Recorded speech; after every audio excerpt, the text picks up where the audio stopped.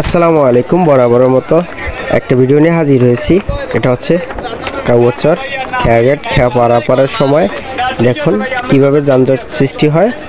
আসলে এখানে অনেক লোকজন পারাপার হয়, তো সেজন্য একটু যানজট হওয়ার কারণ।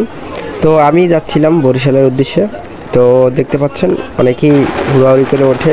আসলে এখানে একটু সহজভাবে ওঠার একটু স্কোপ কম। যাই হোক, দেখতে পাচ্ছেন যে নদীর ভিতরে এরকম গরুমারা ফালায় আসলে যাইতেছি। দেখতে পাচ্ছেন বরিশালের লঞ্চগুলি, বড় বড় লঞ্চগুলি। যাই হোক, দেখতেই থাকুন। এই যে দেখবেন এখন খেওয়া থেকে উঠবে, ওঠার পরে আমরা সবাই উঠবো। যাই হোক, আমাদের বরিশাল দেখতে বড়।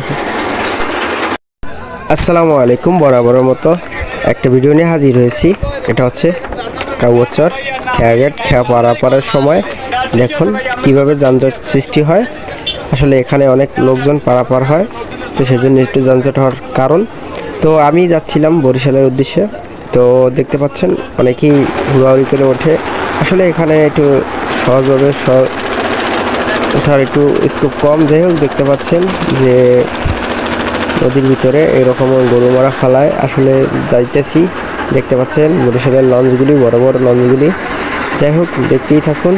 এই যে দেখবেন এখন খেওয়া থেকে উঠবে, ওঠার পরে আমরা সবাই উঠবো। যাই হোক, আমাদের বরিশাল দেখতে বড়।